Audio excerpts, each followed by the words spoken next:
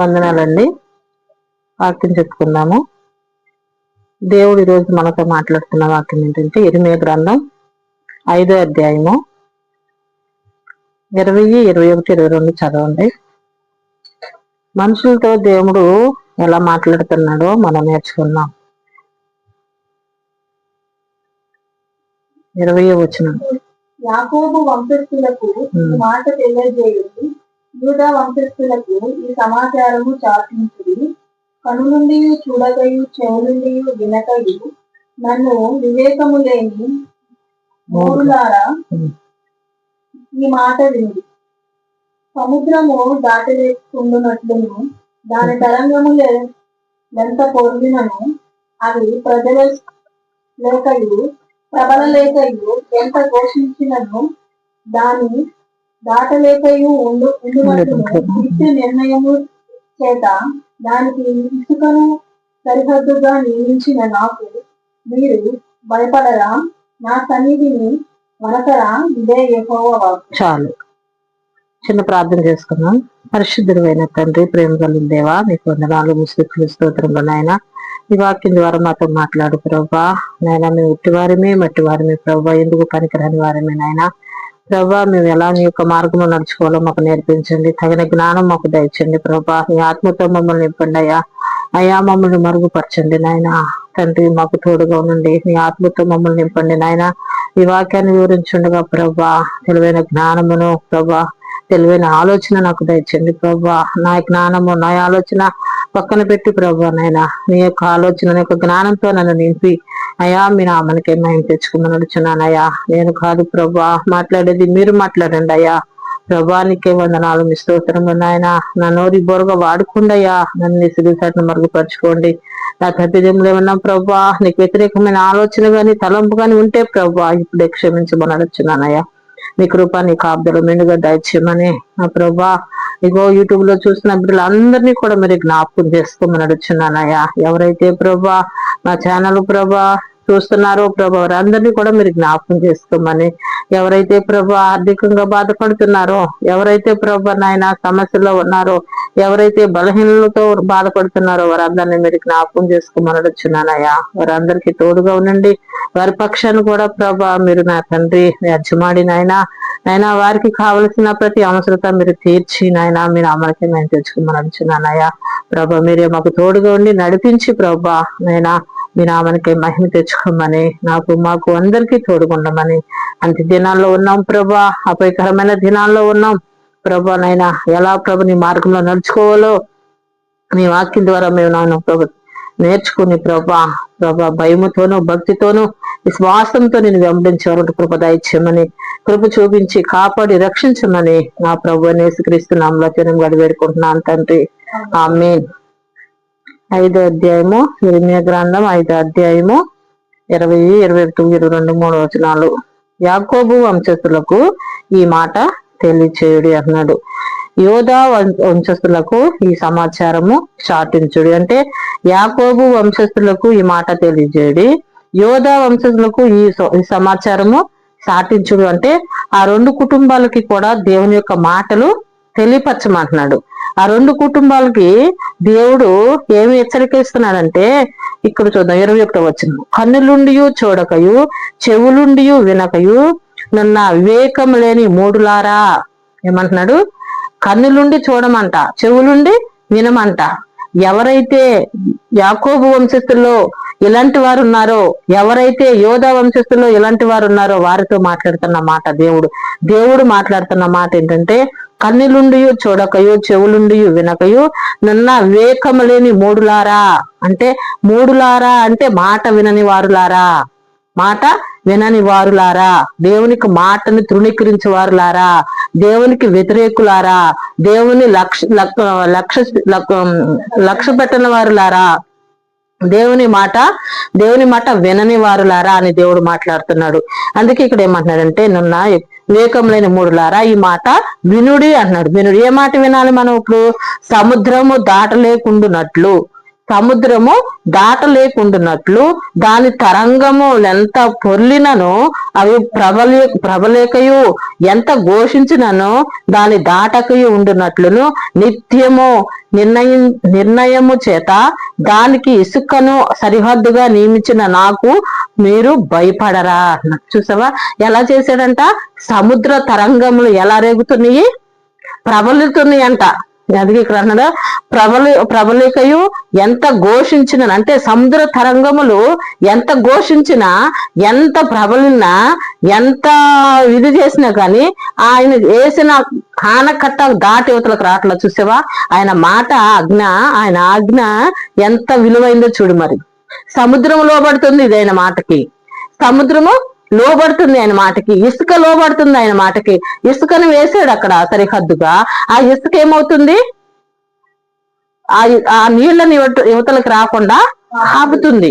ఆ నీళ్ళని యువతలకు రాకుండా ఎంత ఘోషిస్తుందంటే బయటకు వెళ్ళాలని, వెళ్ళిపోవాలి, దేశాన్ని ముంచేయాలని, దేశ ప్రపంచంలో ఉన్న ప్రతి ఒక్క ఇంటిని, ప్రతి ఒక్క మనిషిని ముంచేయాలని చూస్తుంది సముద్రము. ఎందుకంటే నీళ్లకున్న స్వభావమే అది, నీళ్ళకున్న స్వభావమే అది. ఎందుకు? ఇప్పుడు వచ్చేసింది అనుకో, ఆ ఇసుక కొంచెం ఆనకట్ట తెగింది అనుకో, ఎక్కడుంటది ఆ నీరు? ఊర్లో ఉంటది. ఊర్లో ఉన్న ప్రజలు ఏమైపోతారు? ఎప్పుడు ప్రతి ఒక్కరు నశించిపోవటానికి అవకాశం ఉంటుంది. అందుకే దేవుడు ఏం చేశాడంటే దానికి ఆనకట్ట వేసాడు రాకుండా. ఆనకట్ట చేసినప్పుడు ఇసుక నువ్వు ఇక్కడ ఉండు అంటే అది అక్కడ ఉండిపోయింది. సముద్ర తరంగములు యువతలకు రాకోకుండా నువ్వు ఇక్కడ ఉన్నట్టు అక్కడ ఉండిపోయింది. ఇసుక వేస్తూ దేవుని మాట వింది, సముద్రము దేవుని మాట వింది. అది ఎంత ఘోషించిన, ఎంత అది అంటారు కొంతమంది మనుషులు, ఓకు అరుతావు కోపం వచ్చినప్పుడు. ఎంత అరిసినా, ఎంత ఇది చేసినా దేవుని చిత్తం లేకుండా ఏది జరగదు.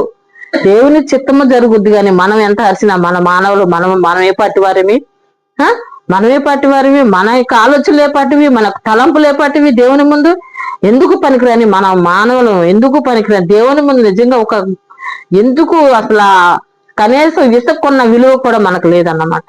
సముద్ర తరంగంలో కొన్న విలువ కూడా మనకి లేదు. మనం అంత దేనస్థితిలో ఉన్నా కానీ మనము ఎలా బ్రతుకుతున్నామంటే గర్వముగాను, అహంకారముగాను, అసూయతోను, మచ్చరములతోనూ, దాగులతోనూ మనం బ్రతుకుతున్నాం. మన స్థితి మనకి తెలియట్లేదు. మన స్థితి మనకి, మానవుడికి ఎవరికి తెలియదు. ఎందుకంటే గుడ్డి లోకంలో ఉన్నాం కాబట్టి. ఈ లోకము గుడ్డిది, ఈ లోకము గుడ్డి లోకంలో ఉన్నాం కాబట్టి, దేవుని యొక్క జ్ఞానం ఎరగని వారిగా ఉన్నాం కాబట్టి, దేవుని యొక్క ఉద్దేశాలు ఏంటో తెలుసుకుని వారిగా ఉన్నాం కాబట్టి, దేవుని మాటలేంటో మనకు తెలియట్లేదు కాబట్టి మనం గుడ్డి లోకంలో ఉండి గుడ్డిగా బ్రతుకుతున్నాము. డబ్బు ఉంటే ఉన్నతమైన వారుగా, డబ్బు లేకపోతే లేని వారుగా. లేదు, దేవుడు లేని వారిని ఉన్నవారిని ఒకే సమానంగా చూస్తున్నాడు దేవుడు. కాకపోతే వాళ్ళకి పరలోకంలో దేనస్థితిలో ఉన్నవారికి పరలోకంలో మంచి స్థితి ఉందేమో, లేనివాడికి మంచి స్థితి ఉందేమో, ఉన్నవాడికి మంచి స్థితి లేదేమో మనం చెప్పలేం. అది దేవుని యొక్క చిత్తపాటు, దేవుని యొక్క ఏర్పాటే అది. అందుకే ఇక్కడ ఏమంటున్నారంటే పొర్లినను సముద్రము తరంగము పొర్లినను అవి ప్రబలికయు ఎంత ఘోషించినను దాన్ని దాటలేకయు ఉండునట్లును నిత్యము నిర్ణయము చేత ఆయన నిర్ణయము చేత దానికి ఇసుకను సరిహద్దుగా నియమించాడంట. దానికి ఇసుకను సరిహద్దుగా నియమించాడంట. సరిహద్దుగా నియమించను అన్నాడు. నాకు మీరు భయపడరా అన్నాడు. దేవునికి మనం భయపడాలమ్మా, దేవునికి మనము భయపడాలి. మనం ఏ పాటి వారివి, మన ఆలోచనలు ఏ పాటివి, మన తలంపులు ఏ పాటివి, మన ఉద్దేశాలు ఏ పాటివి, ఇంతలో కనబడి అంతలో మాయమైపోయి ఆవిరి వంటి వారం కదా మనం, ఆవిరి వంటి వారమే కదా మనం. మరి దేవునికి మనం మీరు భయపడరా అంటున్నాడు. చూసే ఇక్కడ ఏమంటున్నాడంటే మీరు నాకు భయపడరా, నా సన్నిధిని వణుకరా. చూసావా ఆయన సన్నిధిని. వాక్యం అంటే ఏంటి? నిర్లక్ష్య స్వభావంతో ఉండటం కాదు. దేవుడు అంటే ఏంటి? నిర్లక్ష్య స్వభావంతో ఉండటం కాదు. మందిరం అంటే ఏంటి? నిర్లక్ష్య స్వభావంతో ఉండటం కాదు. మందిరానికి వెళ్ళాలంటే నిర్లక్ష్య స్వభావంతో ఉండటం కాదు. ఆసక్తి కలగాలి మనకి. దేవుని ఆరాధించాలని ఆసక్తి రావాలి, దేవుని స్తుతించాలని ఆసక్తి రావాలి, దేవుని మందిరానికి వెళ్ళాలి, దేవునికి మొదట విలువ ఇవ్వాలని మనకు ఆసక్తి రావాలి. సాయంత్రం సకంలో వెళ్ళి మనం దేవుని స్తుతించి ఆరాధించాలంటే ఎందుకు జనమందరూ ఫస్ట్ పరుగున వెళ్ళి వెళ్తున్నారు? ఎందుకు దేవుని ఆరాధించడానికి మనకంటే ముందే వెళ్ళి కూర్చుంటున్నారు. ఎందుకు? ఎంతమంది విశ్వాసులు ఎందుకు వెళ్తున్నారు? వాళ్ళు ఎందుకు? భయముతో వెళ్తున్నారు. వాళ్ళు భయముతో వెళ్తున్నారు. ఎందుకంటే నేను దేవుని కోపాన్ని రేపుతానేమో, నేను దేవుని కోపాన్ని రేపేవాడిగా ఉంటానేమో, నేను దేవుని కోపాన్ని రేపేదానిగా ఉంటానేమో. దేవుని కోపం వస్తే దేవుని కోపం మా మీదకి వస్తే, దేవుని ఉగ్రత మా మీదకి వస్తే మేము ఏమవుతామంటే అదే అక్కడ అంటున్నాడు. జపన్య గ్రంథం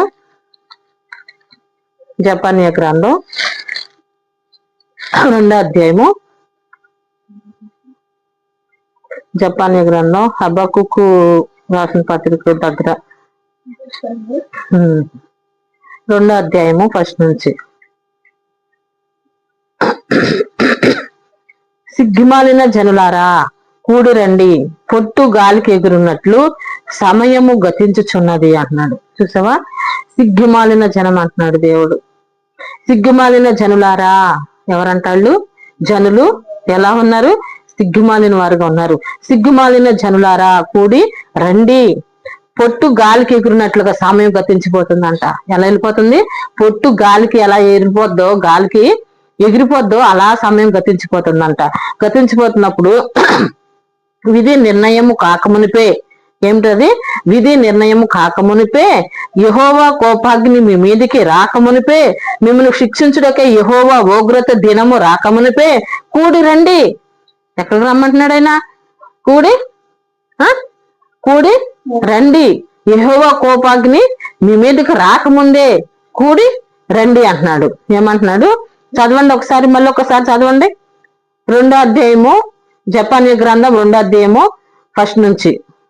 సిగ్గుమాలిన జనులారా కూడి రండి, పొట్టు గాలికి ఎగురున్నట్లు సమయము గతించుతుంది. విధి నిర్ణయము రాకమునిపే, యెహోవా కోపాగ్ని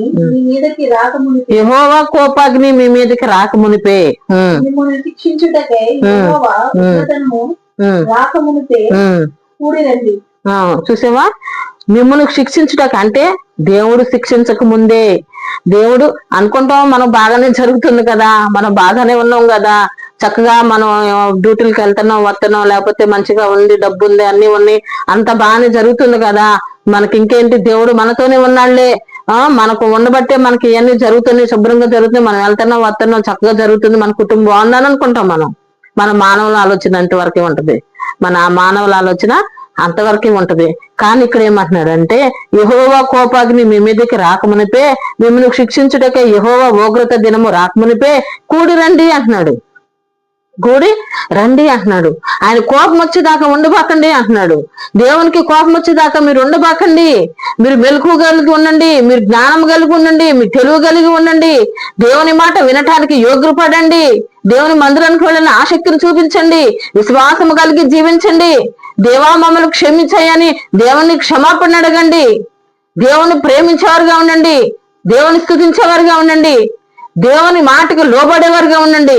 దేవుని మాటకు లోబడేవారుగా ఉంటే దేవుడు మిమ్మల్ని హెచ్చించే దేవుడుగా ఉన్నాడు. ఆయన కోపాన్ని అంచుకునేవాడుగా ఉన్నాడు. ఆయన కోపాన్ని అంచుకునేవాడుగా ఉన్నాడు. అంచుకుంటాడు ఆయన కోపాన్ని. నీ ఉగ్రత దినమందు, ఆయన ఉగ్రత దినమందు మనము దాచబడతామంట. ఇక్కడ చదువు ఇంకో మాట ఉంటది ఇక్కడ. దేశంలో సాత్వికులై ఆయన న్యాయ విధులు అనుసరించి సమస్త దీనులారా యెహోవాను వెదకుడు. మీరు వెదకి వినయము గల వారై నీతిని అనుసరించిన ఎడల ఒకవేళ ఆయన ఉగ్రత దినమున మీరు దాచబడతారు అంటున్నాడు. చూసావా? మీరు దాచబడతారు. ఆయన మార్గంలో మీరు నడుచుకుంటే దేశంలో సాత్వికులై, ఎలాగంట? దేశంలో సాత్వికులై ఆయన న్యాయ విధులను అనుసరించచ్చు. ఎవరి న్యాయ విధులు? దేవుని యొక్క న్యాయ విధులు అనుసరించచ్చు. దేవుని యొక్క న్యాయ విధులను అనుసరించచ్చు. దేశంలో యెహోవా వెదుకుడి అనుసరించు, దేవుని న్యాయ విధులను అనుసరించు సమస్త దీనులారా. దీనులుగా ఉండమంటున్నాడు దేవుడు. దీనులుగా ఉన్న గర్వపు మనసు కలిగిన వారు ఉండొద్దు అన్నాడు. దీనులుగా ఉండమంటున్నాడు. అందుకే మనము ఎలా బ్రతకాలో, ఎలా జీవించాలో, ఎలా మనం నడుచుకోవాలి లోకంలో, దేవుని యొక్క బైబుల్, దేవుని యొక్క వాక్యాన్ని మనం చదువుకుంటే స్పష్టంగా దేవుడు మనతో మాట్లాడే దేవుడుగా ఉన్నాడు. స్పష్టంగా దేవుడు మనతో మాట్లాడే భయం కలుగుద్ది అన్నమాట. ఈ వాక్యాలు చదువుతుంటే ప్రవ్వా నేను ఈ రీతిలో ఉన్నానే, నా హృదయం సరిగా లేదే, నా బ్రతుకు సరిలేదే, నేను నిన్ను స్థుతించలేకపోతే నేను చాలా గర్విష్ఠురాలుగా ఉన్నాను, చాలా గర్వపు వాడుగా ఉన్నాను, ప్రభా నన్ను క్షమించని క్షమాపణ కోరేవారుగా మనం ఉండాలి. వాక్యాలు చదివితే దేవా వెంటనే కూడా దేవుడు మనల్ని క్షమించే దేవుడుగా ఉన్నాడు, క్షమించే దేవుడు. అందుకే దీనులారా యెహోవాను వెతుకుడి అంటున్నాడు. వెతకాలి దేవుణ్ణి వెతకాలి. దేవుని వెతికి మీరు దేవుని వెతికి వినయము గలవారై, ఎలాగంట వినయము గలవారై దేవుని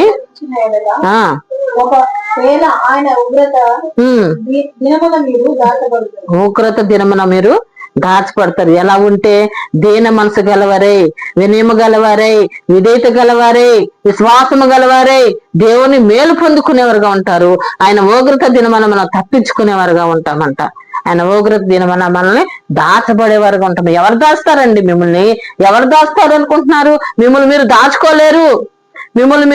దాచుకోలేరు, సముద్ర తరంగములు అణచిన దేవుడు సముద్ర తరంగములు రాకుండా అవి ఇటు పక్కకు రాకోకుండా ఇసుకను అడ్డుకట్టగా చేసిన దేవుడు, ఆ సముద్రాన్ని అణచిన దేవుడు, సముద్ర తరంగాన్ని అణచిన దేవుడు మనల్ని కూడా దాచగల దేవుడు అన్నమాట. ఆయన మనల్ని కూడా దాచగలిగిన దేవుడు. మనల్ని దాచలేడు అనుకుంటున్నారా? మనకు సహాయం చేయలేడు అనుకుంటున్నారా? ఆయన చేతగాని వాడు అనుకుంటున్నారా? ఆయనకు విలువ లేదనుకుంటున్నారా? ఆయన దేవుడు కాదనుకుంటున్నారా?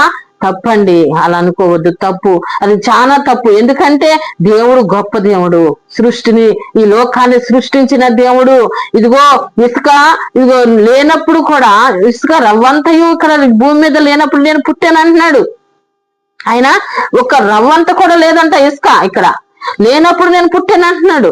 ఆయన పుట్టిన దేవుడు, ఈ సృష్టించిన దేవుడు, ఈ లోకాన్ని సృష్టించిన దేవుడు మీతో మాతో మాట్లాడుతున్నాడు. ఏమనంటే ఇదిగో వినయము గలవారులారా, దీన మనసు గలవారులారా, మీరు నా యందు భయభక్తులుగా నడుచుకుంటే మీరు నా కోప దినమున మీరు దాచబడతారు అన్నాడు. దేవుని కోపం వస్తే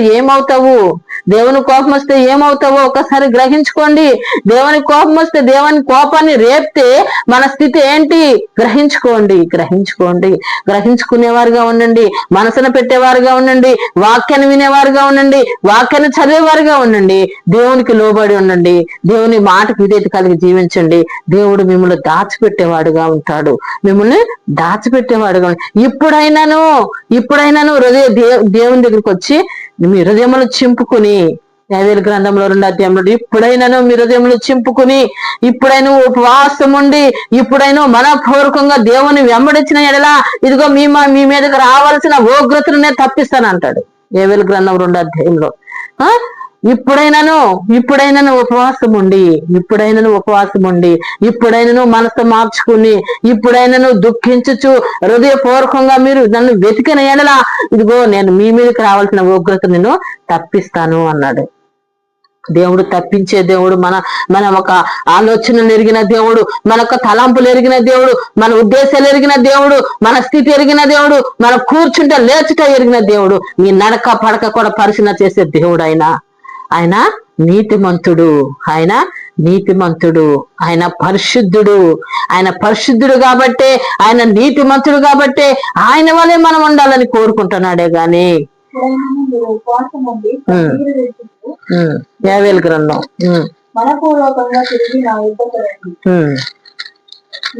యెహోవా వాక్కు 2వ అధ్యాయంలో 12వ వచనం. ఇప్పుడైనా మీరు ఉపవాసముండి కన్నీరు విడుచుచు దుఃఖించుచు మనోపూర్వకంగా తిరిగి మా ఎద్దుకు రండి, ఇదే యెహోవా వాక్కు. ఇప్పుడైనాను దేవుడు హెచ్చరిక చేస్తున్నాడు. ఇప్పుడైనాను మీరు ఉపవాసం ఉండి కన్నీరు విడుచుచు దుఃఖించుచు మనపూర్వకంగా తిరిగి నా ఎద్దుకి రండి అంటున్నాడు. దేవుడు నా ఎద్దుకి రండి అంటున్నాడు. ఆయన రండి, అదే ఆయన ఎందుకు పిలుస్తున్నాడు మనల్ని? ఆయన ఎందుకు పిలుస్తున్నాడు? మన క్షేమం కొరకు పిలుస్తున్నాడు ఆయన, మన సుఖం కొరకు పిలుస్తున్నాడు ఆయన. ఇదిగో నాలో ఉంటే మీకు సుఖము, ఇదిగో నాలో ఉంటే మీకు క్షేమము, ఇదిగో నాలో ఉంటే మీకు మేలు, మీకు మేలు. మీరు నన్ను వెంబడించండి, నన్ను వెంబడించండి, నేనే మీ దేవుడును, నన్ను వెంబడించండి. వేరొక దేవుడి లోకములో లేడు. మీరే నాకు సాక్షులు అంటాడు యెషయా గ్రంథంలో. మీరే నాకు సాక్షులు అంటాడు. ఆయనకి సాక్షులుగా బ్రతుకుదామా? ఆయనకి వ్యతిరేకంగా మనం జీవిద్దామా? వ్యతిరేకంగా జీవిస్తే నీకేమొచ్చుద్ది? మరణం తప్ప. వ్యతిరేకంగా జీవిస్తే ఏమొచ్చుద్ది? నువ్వు నిత్య నరకాగ్నికి వెళ్ళేవాడు తప్ప. వ్యతిరేకంగా జీవిస్తే నువ్వేమైపోతావు? రోదన తప్ప. దేవుని నమ్ముకో, దేవుని రాజ్యాన్ని సంపాదించుకో, దేవుని మార్గములో ఉండు, దేవుని ఉద్దేశాలు ఏంటో తెలుసుకో, దేవుని చిత్తం ఏంటో తెలుసుకో. గర్వపు మనసు విడిచిపెట్టి, స్వార్థపూర్వకమైన మనసు విడిచిపెట్టి, దుర్మార్గపు ఆలోచనలు విడిచిపెట్టి దేవుని దగ్గరికి రా, నా దగ్గరికి రా అంటున్నాడు. అందుకే దేవుడు నా దగ్గరికి రా అన్నాడు. ఇక్కడ ఏమన్నంటే ఇదే యెహోవాకు 13వ వచనం, నీ దేవుడైన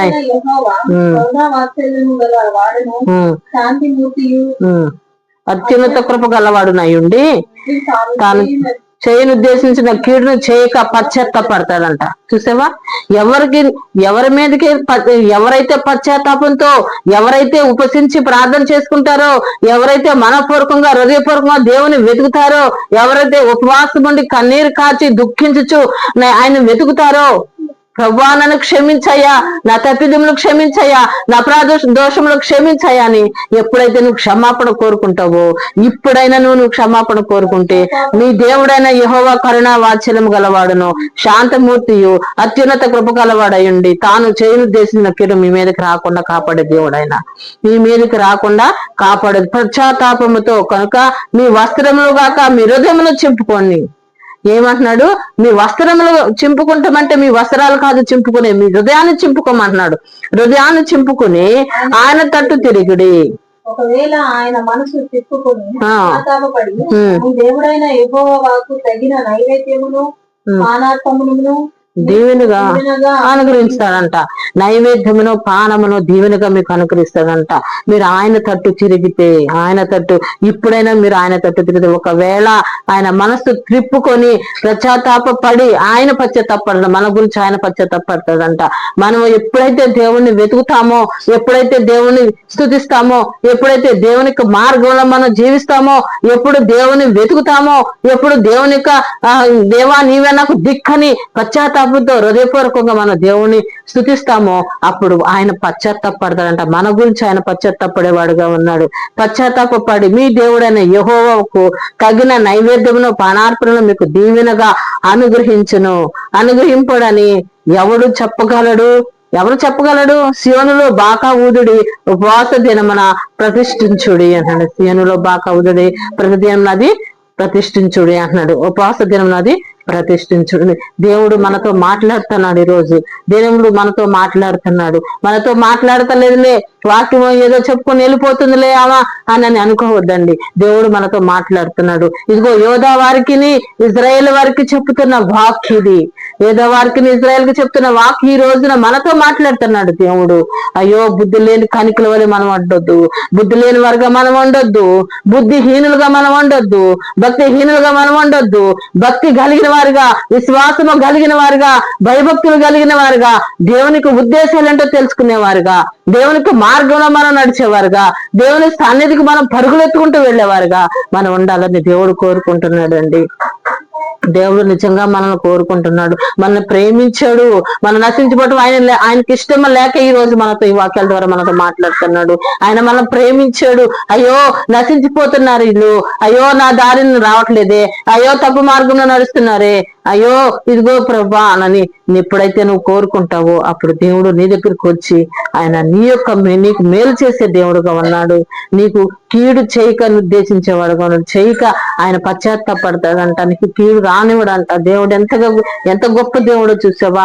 ఎప్పుడైతే నువ్వు దేవుని వైపు తిరుగుతావో, ఎప్పుడైతే పశ్చాత్తాపంతో నువ్వు దేవుని వైపు తిరుగుతావో, ఎప్పుడైతే దేవునికి ప్రార్థన చేసుకుంటావో, ఎప్పుడైతే దేవుని మాటకు నువ్వు లోబడతావో, ఎప్పుడైతే దేవుని మార్గంలో నడుచుకుంటావో దేవుడు నీకు నీకు సహాయం చేసే దేవుడుగా ఉన్నాడు. దేవుడు నీకు సహాయం చేసే దేవుడు. దేవా నా పక్షాన నువ్వు వ్యాజ్యమాడయ్యా, దేవా నా పక్షాన నువ్వు వ్యాజ్యమాడయ్యా, నేను ఈ స్థితిలో ఉన్నానంటే నీ దైవాల్ని, నేను ఇలా బ్రతుకుతానంటే నీ దైవాల్ని, నేను డ్యూటీకి వెళ్ళి క్షేమంగా వస్తుంటే నీ దైవాల్ని, నాకు బిడ్డలనిచ్చావంటే నీ దైవాల్ని, నాకు భార్యనిచ్చావంటే నీ దైవాల్ని, నాకు భర్తనిచ్చావంటే నీ దైవాల్ని, నా కుటుంబం కట్టబడుతుంటే నీ దైవాలనే ప్రభా అని దేవుని వేడుకునే వరకు ఉండాలి. దేవునికి కృతజ్ఞత బుద్ధి కలిగించే వరకు ఉండాలి. కానీ గర్భపు మనసు కానీ అసూయ ద్వేషములతో నిండుకొని మనం జీవిస్తే దేవుడు మన పక్షాన్ని ఏమంటున్నాడు, దినములు గాలికి ఎగిరిపోయినట్టుగా, అయ్యో మన గడ్డి గాలికి ఎగిరిపోయినట్టు దినములు గతించిపోతున్నాయి.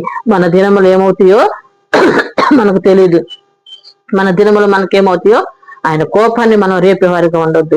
ఆయన కోపాన్ని మనం రేపేవారిగా ఉండదు. ఆయన మనం ప్రేమిస్తున్నాడు కాబట్టి, మొదట ఆయనే మనల్ని ప్రేమించాడు కాబట్టి మనం ఆయన ప్రేమించేవారుగా ఉన్నాం. మనం ఆయన ప్రేమించేవారుగా ఉన్నాం. ఆయనకు మనం బద్దులుగా ఉందాం. అయ్యా నువ్వు మాకు సహాయం చేయి అన్నప్పుడు నీకు సహాయం చేయలేదా? అయ్యా నాకు వివాహం చేయయ్యా అంటే వివాహం చేయలేదా? అయ్యా నాకు భార్యనివ్వమంటే భార్యనివ్వలేదా? అయ్యా నాకు బిడ్డలనివ్వమంటే బిడ్డలనివ్వలేదా? నీకేం కొరత చేయలేదు కదా, నీకేం కొరత చేయలేదు. ఎందుకు నువ్వు దేవునికి దూరం అవుతున్నావు? ఎందుకు దేవుని మాటకు నువ్వు దూరం అవుతున్నావు? దేవునికి దగ్గరగా అవ్వు, దేవునికి దగ్గరగా అవ్వు. ఉద్యోగంలో పడిపోయి, లేకపోతే సమస్యల్లో పడిపోయి, లోకంలో పడిపోయి, నీ ఆలోచన నీ తలంపులు తప్పుతారన పెట్టుకోవద్దు. ఎవరు పెట్టుకోవద్దు.